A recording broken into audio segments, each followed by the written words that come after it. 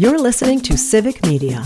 You can tune into any of our live shows on any radio station across the state with the Civic Media app. Find us in your phone's app store and listen anytime, anywhere.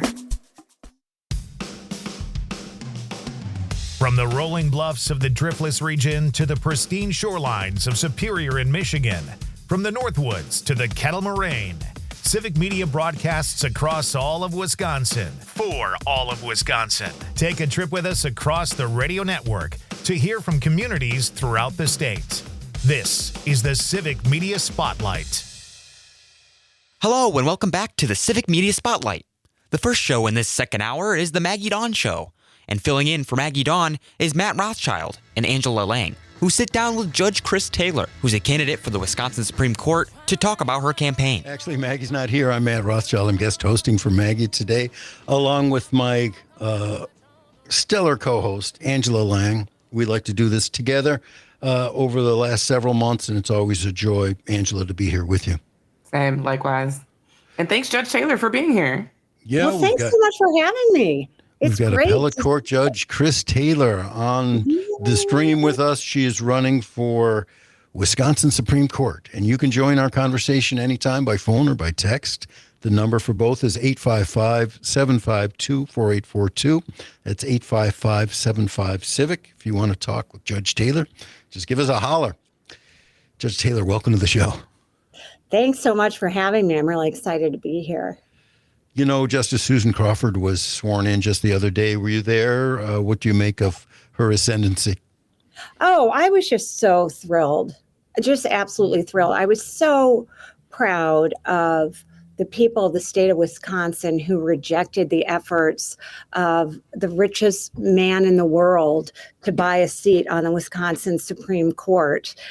I just was inspired by that. I was so proud of the people of the state. I was so proud to be from Wisconsin. And I thought it was a great celebration of the democratic process and the people having the say, the ultimate say in who they elect to the Wisconsin Supreme Court. So it was a celebration, in my opinion. It was a celebration of democracy, judicial independence, fairness. I just have the utmost respect for Justice Crawford. I served with her when I was a circuit court judge. She's going to do a great job. She is just so conscientious and so committed to considering the different sides and issues and applying the law in the most just way that she can. So I'm really excited to see that and see her there. It was an inspiring victory and a black eye for Elon Musk. And he deserves them. We needed that. I mean, so with that being said, too, that was going to be one of my first questions is like, what are the lessons learned from the Crawford campaign? I mean, we've been dealing with state Supreme Court races and tensions for years now, right? We've kind of gotten used to it. But this year, the last cycle felt very different. There was this new element with, the Trump administration and Elon with these $1 million checks. What are any lessons learned? Because I think we also might be entering some new territory if that's how our last election was. What are you thinking about doing things differently the next time? Yeah, well, let me tell you, I think one thing that people are really realizing is that they are not going to be able to depend on the U.S. Supreme Court to protect our democracy and to protect our rights. That is going to happen in the state. And what it's going to come down to, I think, given the abdication of the U.S. Supreme Court on their role in checking unlawful conduct by the other two branches of government, is it's going to come down to our state Supreme Court to really stand up for people, to really defend our democracy, to really defend due process and people's constitutional rights. And so I think that was something that the people of the state of Wisconsin really understood. I also think the other thing that's happening is people are really seeing how important it is to have an independent judiciary, to have a judiciary that's not under the thumb of the other two branches of government. And I really saw this so clearly when I was in the legislature, and there were things happening. And I remember thinking, wow, some of these bills that are being passed are just not good for the people. They're not lawful. They're not constitutional.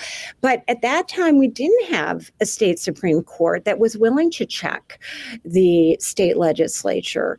And it was a terrible feeling, a very helpless feeling, because the court, that is one of the central roles of the state Supreme Court, is to make sure the other branches of government are not acting in unlawful and unconstitutional ways.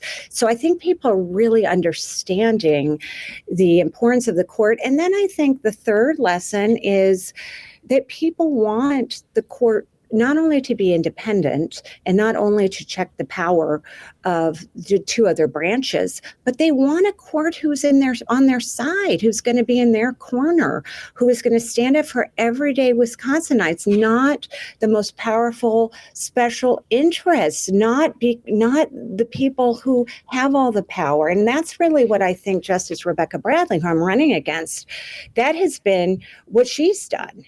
I think that she has not stood up for the people of the state of Wisconsin, but has been under the thumb of these right-wing special interests like the Federalist Society and these other groups that have a lot of power.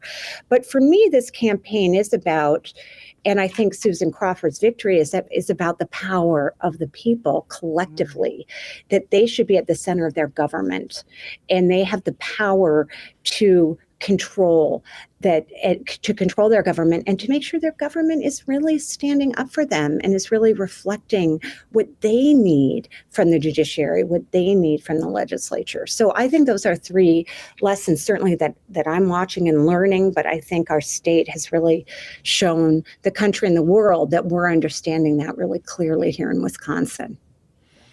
We're speaking with Judge Chris Taylor, who's running for the state Supreme Court. And now you're sure Rebecca Bradley is running? I guess she hasn't raised any money. That was going to be my question. I'm like, are we sure she's running? Well, she said she's running. She announced the night that Susan Crawford was elected, when she also said she did not want to work with Susan Crawford, which I was really quite appalled by those comments. It was tacky, in my opinion. It was tacky. And I will say that. You don't have to. I will. Yeah, well, this is what I'm going to say as an appellate court judge now is it's particularly concerning because we write decisions in panels. Mm-hmm. I do write some individual decisions on the appellate court, but mostly I'm writing in a panel of 3 judges, and the Supreme Court writes in a panel of 7. I mean, they sit around a conference table and talk about, this is what we're supposed to do. We're supposed to, as appellate judges, listen to our colleagues, consider other opinions, because, I know I don't know everything. I know I learn from my colleagues, and hopefully they're learning from me. And so that discussion that happens when you're reviewing a case and when you're looking at the briefings and going through oral argument is so critical in reaching the best decision. And so if you're not willing to do that, you should not be on the appellate court. I mean, she has shown, Rebecca Bradley, the bad Bradley, as we call her on the Wisconsin Supreme Court, that she doesn't have the judicial temperament to be there. I mean, she is vile toward even her fellow conservative Brian Hagedorn, both in writing decisions and then in public comments about them. So it's just a very peculiar approach to collegiality. I mean, she's not collegial at all, as referenced by her comment that she didn't want to work with Susan Crawford. I mean, what a ridiculous thing to say.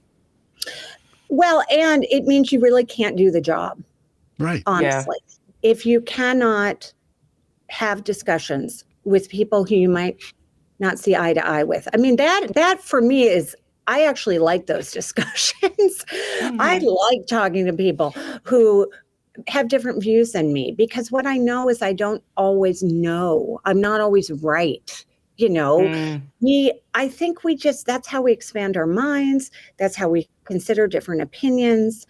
And even in the legislature, I really enjoyed figuring out, how do I work? What are the issues I can work with some of my Republican colleagues who I might disagree with on a lot of things, but I was, really really happy that I found areas to work collectively with my colleagues on when maybe, we didn't agree on a lot of other things, but there's usually something you can find that you agree on and that you can work on. And that really brought me a lot of satisfaction. And I think, honestly, I got some really important bill passed when I was in the legislature because of these conversations that I had with legislators. And in some ways, I didn't care if they were Democrat or Republican on these issues, as long as we could agree.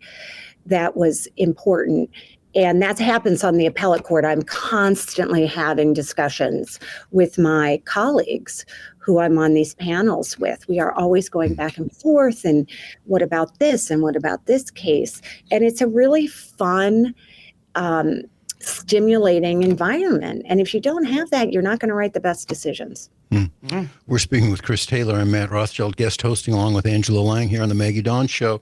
I think if and when, and I think it will be when you get on the Wisconsin Supreme Court, I think you'd enjoy working with Justice Brian Hagedorn, who ran as an ultra-conservative but has ruled from the bench with an independent mind and also a moderate style in his writings by and large.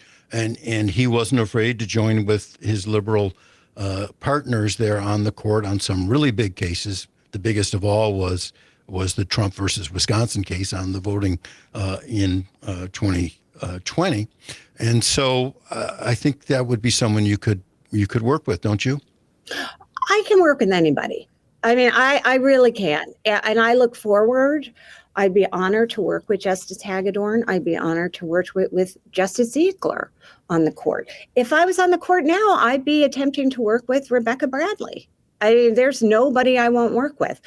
And so, yes, absolutely. I look forward to working with him. I look forward to learning from him and hopefully, maybe assisting him in thinking of different angles that he hasn't thought of. But that is the point of these appellate courts. And so, yes, that I welcome that. One of the things I think we've all learned here in Wisconsin since Scott Walker was first elected governor is how important statewide races are, how important even local races are, but races for governor, races for attorney general, races for Wisconsin Supreme Court, these are crucial. And I know there may be some listeners right now on Civic Media who are more concerned with Donald Trump and what happens at the national level, or more concerned what's going on in Congress. But the decisions by the Wisconsin Supreme Court impact us on a daily basis here.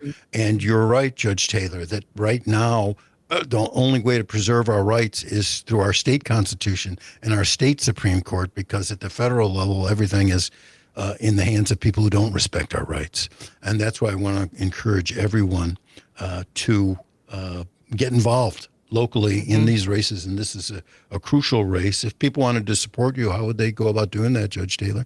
Well, first of all, they can definitely go to my website, www.chris4justice.com. They can join the campaign.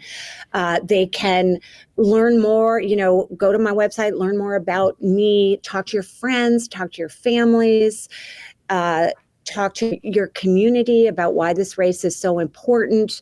Come to events that we'll be having around the state. And, those are some immediate ways that people can get involved. But this is a people-led campaign. If you care about justice, please join me. Well, thanks so much for being our guest today, Judge Taylor. And we'll be right back on the Maggie Dawn Show. The number to call, 855-752-4842. The Maggie Dawn Show is part of the Civic Media Radio Network and airs across the network weekday afternoons from 4 until 6. To learn more about this show and all of the Civic Media programming, check out the website at civicmedia.us/shows.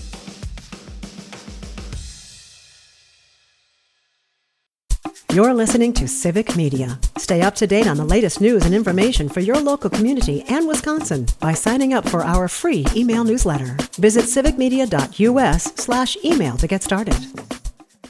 Welcome back, and we are back to the Civic Media Spotlight. We're here with Nite Lite with Pete Schwaba, who welcomes Madison film critic Rob Thomas to discuss this year's standout movies and the charm of strip mall bars. The episode wraps up with a chat about the dining gem Tornado Club and Madison's National Mustard Museum.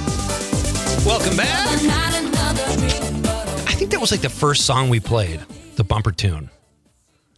One of the first ones, because everything I picked was like had to have night in it because it was Nite Lite. But that's when we were on at like 10 o'clock at night. Well, it's actually, like you said before break, this is Netflix. Not Nite Lite, it's Netflix. It's Pete Schwaba and Netflix. I would kill to be Netflix. Yeah, right. They own everything. Our question of the night, folks, you still have time to get something in. It's National Fresh Breath Day. What is the best way to tell someone they have bad breath? Would you do it? Would you ignore it and bear it and just let your eyes well up with tears? What do you do? And our next guest would not know anything about this because he has about the freshest smelling breath I've ever. And within 10 feet of the guy, you know he has great breath. And he is also a film critic in Madison. And he is the City Cast of Madison newsletter editor and does fine work there. You can also follow his Substack at Not That Rob Thomas. That's a lot of stuff Rob's up to, Conrad. Yeah. Yeah, he's a busy guy. And he joins us now here on Nite Lite, as he so often does. Hey, buddy. Hey, Pete. How are you? I'm doing well. How are you? I'm good. My breath is fresh down here in Madison. How do you do that? What's your secret? I don't know. It's a good question. I don't think I could tell somebody they had bad breath. I might just suddenly give them like a mint Oreo or something and try and subtly improve the quality of their aroma. I've been known to fake an injury and just go down. And then it's like, I take a knee and then they don't know. They're none the wiser. Or a good head fake too can get you out of some bad breath radius. Hey, how are you, Rob? Are you having a good summer so far? Yeah, the weather's been great down here in Madison after kind of a hot, sticky June and July. Yeah. Usually it's the reverse, so it's been great. Yeah, movie-wise, I feel like we're kind of over the summer movie season. And, okay. The stuff coming into theaters is kind of low-key, I think. And right. Yeah. Do you have any intention of seeing Naked Gun? I would love to. I was actually going to go Sunday night, and then it was just so nice out. I went and rode bikes with my daughters, which was awesome. Oh, that's tough to pass up, yeah. But watching the original 1988 movie with Leslie Nielsen in the theater. Yeah. One of the great movie experiences. And then I used to watch Police Squad on TV or in the early 80s, the TV show. So I'm all in on this. You saw it, right? Listen, Police Squad ran for like maybe a half a season in the late 80s. It's like 6 episodes. Yeah, and I'm like, that's one of the funniest things I've ever seen. And then it made a comeback, but I thought it was gone forever. And I thought it was so, like when he looks in the telescope and he says, not the telescope, the microscope, he says, I don't have to look at DNA samples. He says, I don't see anything. Use your open eye, Frank. Oh, stuff like that. And I don't know, like I saw Naked Gun. I don't think they totally captured that. There's some big laughs in this. Yeah. But Leslie Nielsen was born to be that guy, whether it was Airplane or Naked Gun, in my opinion. And Madison guys, right, who did Airplane, Zuckers, and Naked Gun, Police Squad, the Zucker brothers. So yeah, there's although I guess they got kind of froze out of this remake, from what I heard. They got paid, but when they wanted to, at least one of them wanted to offer some jokes, they were, it was kind of the bad breath scenario. They were politely turned away. Bad breath of movie involvement. Yeah. I read the thing with David Zucker yesterday that said he was developing a script where Drebin's son was in his 30s. This is years ago. So he had a great attitude, I thought. He said, I'm not going to see this movie. I don't need to see it. But I wish the director well. I'm glad comedies are back. He texted the director. I thought he had a very professional response to it, but I kind of get where he's coming from too. Yeah, that's nice, I think. But also, I think I understand the need for the new writers and directors to do their own thing rather than lean on those guys. And one of them passed away, Jim Abrams. But right. But every generation gets their own Frank Drebin, I guess. Exactly. Right? And Neeson's good, but he's just too much of an ass kicker, I think, and it's like, I don't know. But anyway, there's some good laughs. I'd be curious to know what you think if you ever decide to check it out. Let's talk about Sketch. You reviewed the film on your Substack. You liked it a lot, and you said it was better than like Harold and the Purple Crayon. Tell us about Sketch. Yeah, it opens, I think it's having sneak previews tonight, and then opens wide tomorrow. And when I saw the trailer, I thought, this is like one of those, power of imagination family films, and like the Harold and the Purple Crayon movie, or there was one called If last year about imaginary friends with Ryan Reynolds, and they're just so like, I don't know, just so forced whimsy and like. But this one I thought was pretty fun. It was about this girl, probably 10, who is an artist, and she's mourning her mother's passing, and she gets out all her negative emotions by scribbling in her notebook and drawing all these monsters and horrible for a 10-year-old images and stuff. And her dad's cool with it, and like, however it works, however you're processing things, that's great. But then there's like a magic pond, which, you know, most properties have, I think, right? And it's all how you look at it. It is. I mean, you know, it's a perk on the real estate list. And all the monsters come to life, and they're all like, they look like they're hand drawn or paper mache, and start terrorizing the town. So it reminded me a lot of Gremlins or The Goonies, those kind of 80s movies that like, they're kids movies, but like not for too young kids. They might be a little scary. It moves fast. It's really funny. The adult performances, I think, are great. Tony Hale from Arrested Development plays the dad, and so I thought it was good. Yeah, it was a nice surprise. I'll say that for sure. Yeah. It's on my list now, and I watched. I don't watch a lot of kids films anymore, but like you recommended Flow, and I watched that and loved it. And this has the same type of feel. Like I'll probably check this out just because it seems different, and it's getting a 97 on Rotten Tomatoes with like 30 reviews, which is really good. Yeah. Yeah, so I think people. Yeah, it's a fun one. All right, Rob Thomas is here, folks. We're going to do a quick break for news, and we are coming right back. And he broke down the movies so far this year. We'll talk about that and cool bars in Madison. It's Pete Schwaba and Nite Lite on the Civic Media Radio Network. Nite Lite with Pete Schwaba is part of the Civic Media Radio Network and airs across the network weekdays from 6 until 8 p.m. To learn more about this show and all of the Civic Media programming, check out the website at civicmedia.us/shows.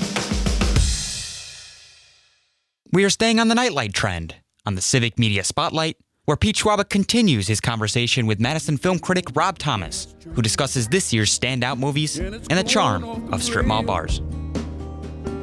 And you can't come back. Can't come back. Welcome back, folks. This is Pete Schwaba and Nite Lite. That song, you probably don't know this, Con, was featured in the show The Wire. What I'm very excited about, I think it was the end of season 3, there was this great montage they did. And Dan Schaefer is coming on the show next Thursday. We're going to have a special Wire talk because he loves The Wire. Political consultant here at political guru here at Civic Media, Dan Schaefer, will be here next Tuesday. Tomorrow night on the show, Northeast Wisconsin filmmaker Craig Knitt will be here in studio, and Deandra Marie, a local singer-songwriter, will be in the studio as well, singing. So it's kind of a Northeast Wisconsin theme tomorrow night. Yeah. Our question tonight in honor of Fresh Breath Day is, what is the best way to tell someone they have bad breath? Our pal, local actor Dan Davies says, just a quick question. Have you been chewing on your socks? That's a good one. Have you? I haven't. That's good. Dan has about the freshest breath. Not as fresh as Rob Thomas's breath, who joins us now over the stream from our state's capital in Madison. Rob is a film critic based out of Madison. Follow him at his Substack, Not That Rob Thomas, or you can read the CityCast Madison newsletter. Rob, as always, you guys had great articles in there. We'll get to some of those. What I want to ask you about first, though, you followed suit, and you're doing like this thing that every film reviewer does. You're recapping the first 7/12 of the year. I love that. I forgot. It's so cliche, Rob. Everybody does the first half. And I was like, oh yeah, I guess I should have done that. I was on vacation around 4th of July. So I did the first 7/12. The only 7/12 top 10 list you'll find out there. And that's what makes you unique. That's why you were such an effective film critic. So let's jump into your list. Hey, first of all, where can I see 40 Acres? You reviewed that on your Substack. Yeah, that was in theaters about 6 weeks ago. I bet it's on video on demand now. I'm not sure, though. I might actually watch that tonight. You gave it such a good review. That's a good one. Okay. So let's talk about your movies so far in the first 7/12 of the year of 2025. Number one, you have Black Bag, right?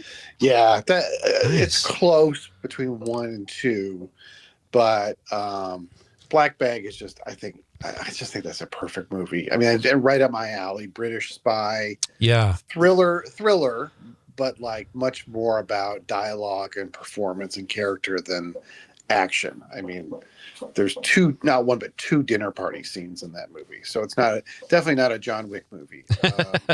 But Michael Fassbender and Kate Blanchett, and it's so twisty. But I felt like I could follow it pretty clearly what was going on. The supporting performances are all great. Pierce Brosnan looks like he's never looked in a movie before. Very sort of old, Right?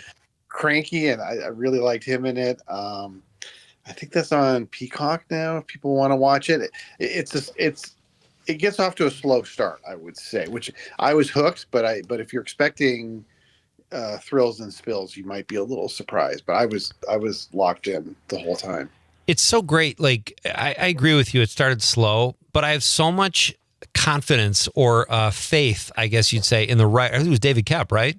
Right. Yeah. So I had faith in the writer and in Soderbergh's directing. I'm like, I know this is going to pick up. And it's not like I didn't like it when it was slow. I don't mind a movie that breathes and they kind of gradually get into it. But that was a good one. And then you had Sinners number 2, which I might say is my favorite of the year so far, just because it was so cool and different and like on every aspect, like the look of it, the script, the music, the direction, the acting. It was just a masterpiece, I thought. I agree. Yeah, like I said, they're close. Like Black Bag is very controlled and precise, right? Whereas like Sinners is taking big swings. And a couple of them, towards the end, I wasn't crazy about, which I won't spoil. But, sure.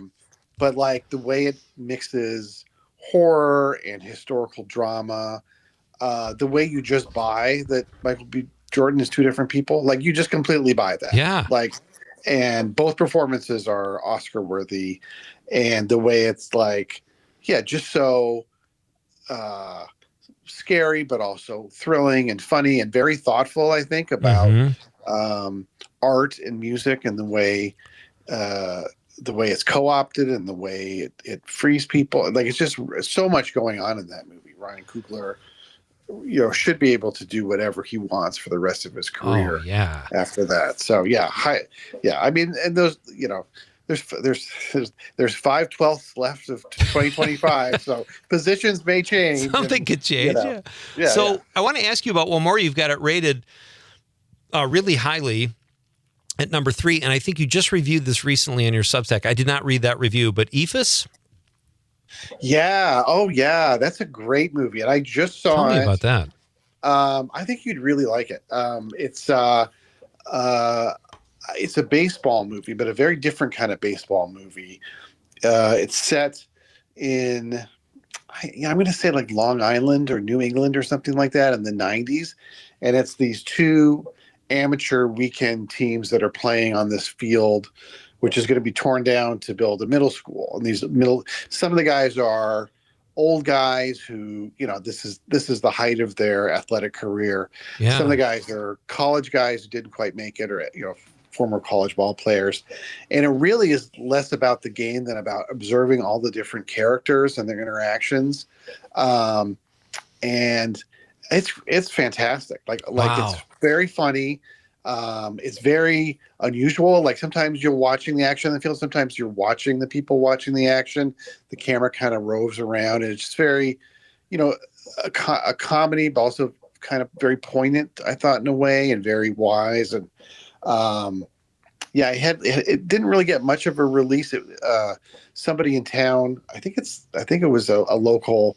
The guy runs the local video store, kind of rented a theater and showed it, and that's why I reviewed it. Oh, nice. It was one of my best of the year. It's weird title, EEPHUS.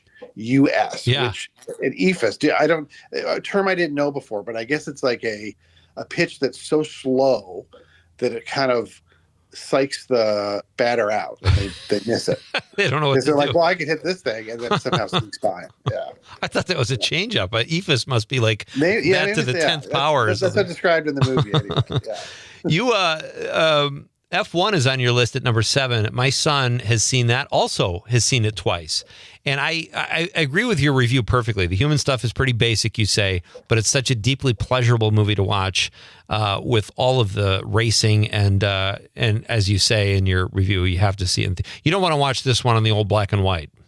No, or on your phone. I think. On your phone, even though it's an Apple movie, I think. Yeah. But like, I mean, I saw it with my wife, and then when I was visiting my mom, we saw it because it was the one she wanted to see with Brad Pitt. And sure, I'm amazed how they made that movie, because when you realize, like, I don't think when I saw it the first time I realized that they were shooting it on the F1 circuit. So they get the cars and the actors out right before the race and shoot for like 8 minutes and then get them all off, and it really makes you feel like you're in the driver's seat and you are, in that world. And yeah. And I understood a lot more, especially the second time I watched it, about the strategy of it, like how the drivers work together, and when you take your pit stops and what tires you use. And it does a really good job of, like, it's not just go fast. It's like there's all these other strategic elements at play.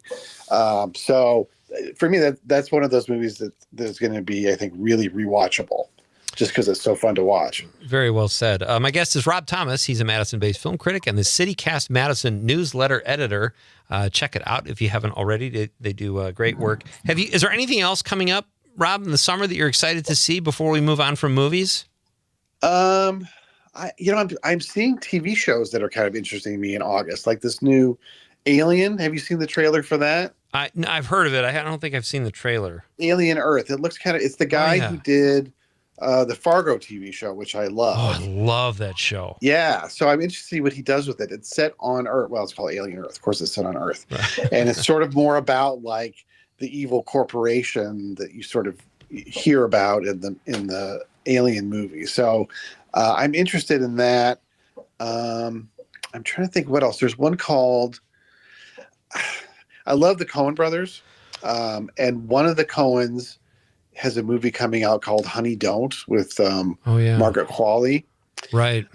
I did. He made this movie last year called Drive Away Dolls that I did not like. I didn't like it that much either. I missed it's Ethan badly. Yeah. I think. But I mean, it's a Coen brothers, so I'll give it a shot for sure. Sure. Yeah. That's awesome. All right, so let's move on here. I thought this was great. I was in Madison all week last week, and I went to have breakfast in Middleton at a place called Grace's, and I see the National Mustard Museum across the street, and National Mustard Day was August 2nd. I'm like, this is, serendipitous. So I walked in, and I had Barry Levinson, who was the curator, on the show last week. He was a great guest, knew more about mustard than anybody combined. Why is the National Mustard Museum in Madison, Rob, or Middleton? It's kind of wild. Like, Barry Levinson. The rumor is that, like, he was a attorney in Wisconsin, worked for the state, and was loved the Boston Red Sox. I don't know if he grew up there or what, but when they lost the '86 World Series, he was so bereft. He went to the grocery store, and he tells the story that, like, the mustard was telling him, if you collect us, or something like that. Even though, like, that, this was 3 years before Field of Dreams, so I'm a little crazy. Suspicious. Yeah, I'm a little suspicious. But, like, and he's just started amassing this collection of mustards, and then had a little exhibition space in Mount Horeb that doubled that in size, and then now has moved to Middleton. And it really is this, like, destination where you can get, like, mustards from, like, all 50 states and 70 different countries. And there's all this, like, old advertising for old mustard campaigns and promotional videos. And they have a mustard tasting every year where people come and try, like, super hot mustards and super unusual mustards. And then they have this thing that's like a big street festival where they have, obviously mustard, brats and hot dogs and stuff. And last weekend I did try the chocolate shop had a limited edition mustard sundae. What? Well, it wasn't that bad. It was basically a caramel ice cream with raspberry honey mustard on it, so it was pretty good. It wasn't like a bright yellow French's mustard. Right. Yeah, we were amazed at all the stuff. He told us that story too about how he was staring at the mustard after the Red Sox lost. It was just such a great story. Yeah. So. That's great. And it's a great space too. It's a really nice sparkling when you walk in there. It's incredible. And it's right downtown. Yeah. All right, so I want to ask you, Rob, we're going to do a very short break, and I want to ask you about strip mall bars because you seem to have an opinion on those. And then also, I ate last week, and we'll get into this after the break, but my son came over from Milwaukee and hung out with me last Saturday, and we went to the Tornado Club, and I want to talk to you about that too. So we'll do that all coming up next. Let's bang a text out here, Con, if we can. How much time we got? We got like 3 minutes to the break? Oh, no, it's coming up. Conrad's got the fist up. That means get to the break. John Murray, our pal John, says we all know better, don't we? Unless it's your old... Oh, wait. No, I got to read. All right. He has another text I have to read first. We'll do that after the break. It's Pete Schwaba and Nite Lite on the Civic Media Radio Network.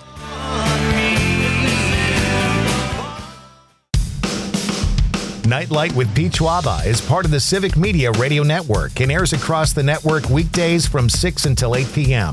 To learn more about this show and all of the Civic Media programming, check out the website at civicmedia.us/shows. You're listening to Civic Media. Find the latest news, information, and archives of all your favorite shows on the Civic Media website, civicmedia.us. And last but certainly not least, we have Mornings with Pat Kreitlow.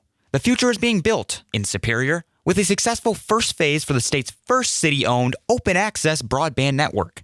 The plans predate the pandemic, but it was President Biden's American Rescue Plan that really got things rolling. On Mornings with Pat Kreitlow, he sits down with Superior Mayor Jim Paine about how the city is beefing up its online connections by replacing monopoly control with competitive pricing from multiple internet service providers.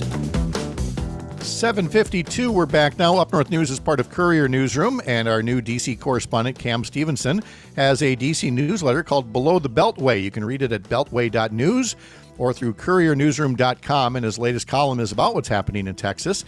Texas tries to oust elected officials through legal gerrymandering and illegal schemes. Again, Below the Beltway from Cam Stevenson of Courier Newsroom. All right, let's turn to our Way Up North segment and talk to Jim Paine again, Mayor of Superior, all about what's happening in the northwestern corner of the state. And this time around, we're going to be talking about high-speed internet and the things that local governments can do rather than simply sitting around and waiting for the private sector to discover that you're there. Mayor Jim Paine, good morning. How are you? Good morning. I'm doing well. How are you, Pat? I'm great. It's so nice to see you here. I know that Superior is not the first, but definitely the latest in communities that have been looking for ways to kind of move the process along of making sure that your residents have access to broadband, which is the term for high-speed internet. So what is happening right there right now? What is it that you're kicking off? Well, we're certainly not the first to recognize the need for high-speed, reliable, and affordable access to the internet, but we're the first city in Wisconsin, the first community of any kind to create a publicly owned open access broadband network. There is no other network of our kind in Wisconsin. And it's a unique public-private partnership where we own the actual network, the physical network, and we sell internet access to private internet service providers who in turn sell it to customers. So they compete freely on our network, the same way multiple delivery services, UPS, FedEx, U.S. Postal Service compete on the roads that the city builds. So it combines public infrastructure with private competition.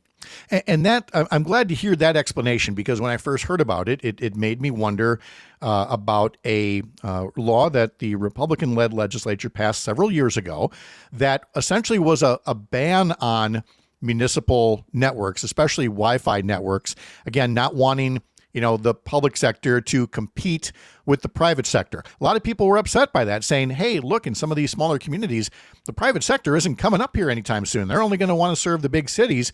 So why block local units of government that want to provide this kind of service? It sounds like you have found the right path through of you're not the internet provider, but you have made it easier for the private sectors to come up here and extend service that they otherwise wouldn't do on their own. Does that sound about right? Almost. The biggest difference is people don't have to come here to provide the internet.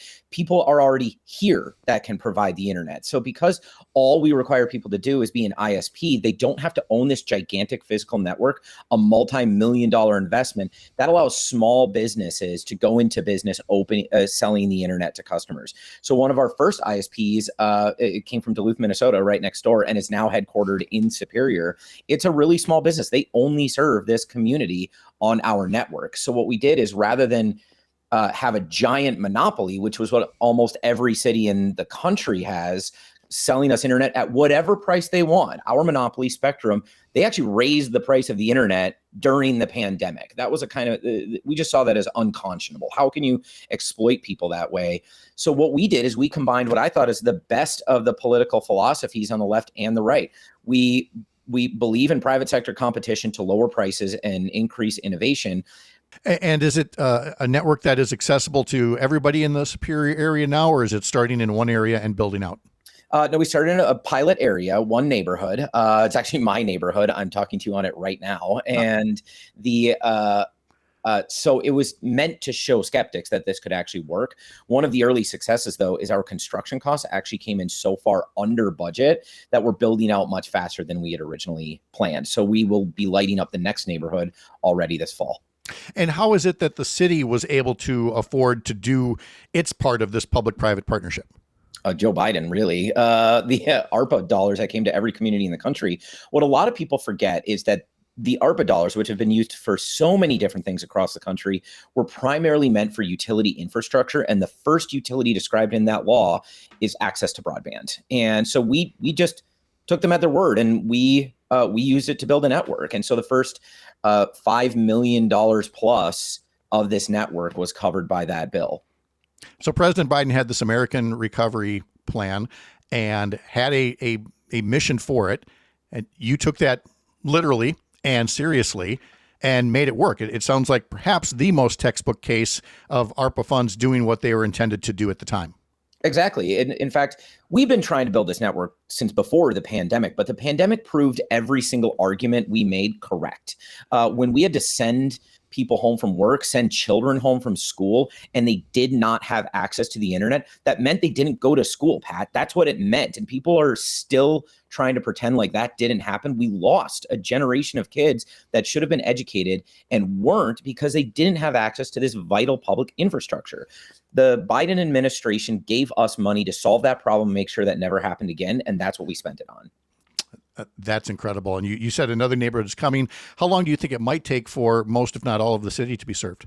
That's a political question. You ask me, I'd like to get it done in the next 2 years. But, we have to prove that it's a success. I think we're already doing that. Like I said, we need to get to a 10% take rate. 10% of the area should be customers by the end of the year.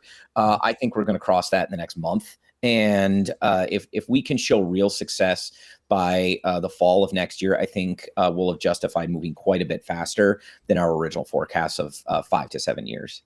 Superior Mayor Jim Paine with a great update from way up north. Jim, thank you so much. Good to talk to you again, Mr. Mayor. Have a wonderful day. Always fun. Thanks, Pat. All right. Coming up in our next hour, we'll be talking to Chad Holmes from 98.9 WXCO about the stories that he's following there. And then later, Civic Media News Director Shali Pittman will join us, and we'll talk about the 60th anniversary of the Voting Rights Act and what the attacks on it could mean for voting in Wisconsin as well. I'm Pat Kreitlow. This is the Civic Media Radio Network. Mornings with Pat Krietlow is affiliated with the Civic Media Radio Network and airs on select Civic Media stations weekday mornings from 6 until 9. To learn more about this show and all of the Civic Media programming, check out the website at civicmedia.us/shows.